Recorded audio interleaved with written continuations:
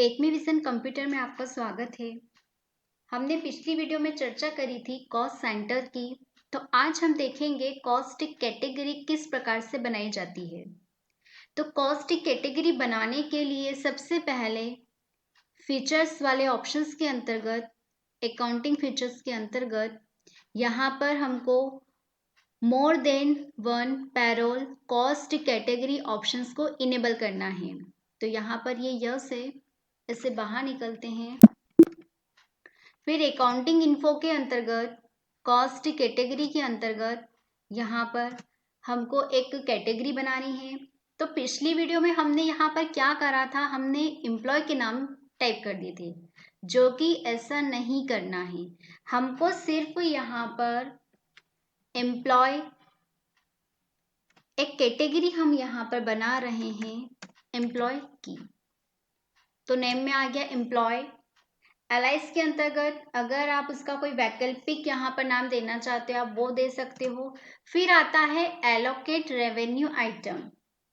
यदि हमारे द्वारा परिभाषित लागत वर्ग का प्रयोग हम आय या व्यय से संबंधित लेन देन में करना चाहते हैं तो हम यहाँ पर इसको यस रखेंगे, या फिर एलोकेट नॉन रेवेन्यू आइटम, यानी कि हमारे द्वारा जो भी परिभाषित लागत वर्ग का प्रयोग हम पूंजीगत आय तथा व्यय से संबंधित लेन देन में करना चाहते हैं तो हम यहाँ पर यस का निर्धारण करेंगे।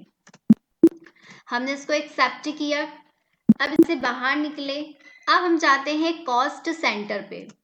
कॉस्ट सेंटर पे जाके हम यहाँ पर गए क्रिएट पे। अब देखो यहाँ पर जो कॉस्ट सेंटर क्रिएशन से यहाँ पर दो कैटेगरी ऑप्शंस बनी है, एक प्राइमरी कॉस्ट कैटेगरी और एक आ रहा है एम्प्लॉय। तो अभी जो हमने कैटेगरी के अंतर्गत बनाई है एम्प्लॉय को, हम उसको सिलेक्ट करेंगे। हमने एम्प्लॉय को सिलेक्ट करा। अब जो जो भी हमारे एम्प्लॉयज होते हैं हम उनके यहाँ पर नाम टाइप करेंगे। जैसे मैंने यहाँ पर लिखा मानसी, अंडर आ जाएगा उसका प्राइमरी मीन्स दीपिका। एक और नाम लिख लेते हैं हम यहाँ पर जैसे कि हीना। तो ये हमने 3 कैटेगरी बना ली है। यहाँ पर हमने कॉस्ट सेंटर के अंतर्गत यहाँ पर हमने एम्प्लॉय के नाम टाइप कर दिए।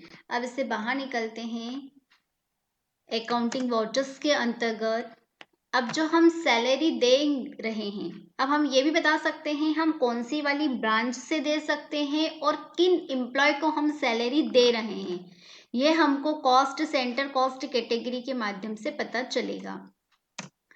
हम जो पेमेंट कर रहे हैं वो कैश के माध्यम से कर रहे हैं, और जो हम सैलरी दे रहे हैं यहाँ पर लिखा हमने सैलरी, यहाँ पर लिखा हमने 10,000 सैलरी हम लोग पेमेंट कर रहे हैं। अब ये हमको बताना पड़ेगा कि कॉस्ट सेंटर है या कॉस्ट कैटेगरी है। तो यहाँ से हम ले लेते हैं प्राइमरी कॉस्ट कैटेगरी।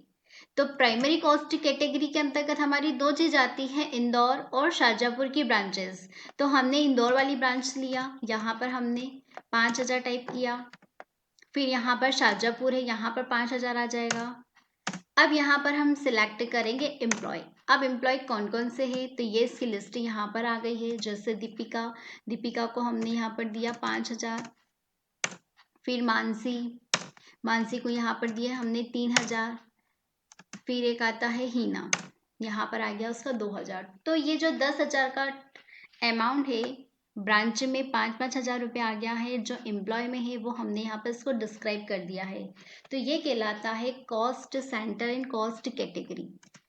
इसको एक्सेप्ट करते हैं।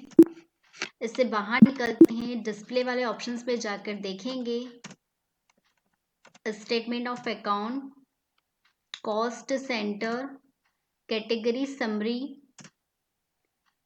तो देखिए एम्प्लॉय आ गया है, यहाँ पर 10,000 हमने पेमेंट किया है। और जो हमारे कॉस्ट कैटेगरी है, जो ब्रांच है इंदौर और शाहजहाँपुर, इसमें भी हमने 10,000 का क्या करा था, पेमेंट करा था। ये इसका पूरा डिटेल आ रही है। तो आप इस प्रकार से देख सकते हो कि जो दीपिका है हमने 5,000 का पेमेंट किया है, हीना है हमने 2,000 का पेमेंट किया है, और मानसी है वो हमने 3,000 का पेमेंट किया है। तो टोटल ऑफ अमाउंट कितना आ गया, 10,000। तो ये मई मंथ में हमने जो करा है, अभी जो डेट थी हमारी 4 सैलरी जो हमने पेमेंट किया है वो भी 5,000 करा है। इसी प्रकार हम शाजापुर का भी देख सकते हैं। तो ये हमने 5,000 की जो सैलरी थी पेमेंट शाजापुर से जो हमने ब्रांच से पेमेंट किया। तो ये जो हमारे खर्च रहते हैं उसको व्यवस्थित तरीके से बताने के लिए कॉस्ट सेंटर और कॉस्ट कैटेगरी का यूज किया जाता है। इम्पॉर्टेंट क्वेश्चन है, एग्जाम में आता रहता है। Thank you for watching.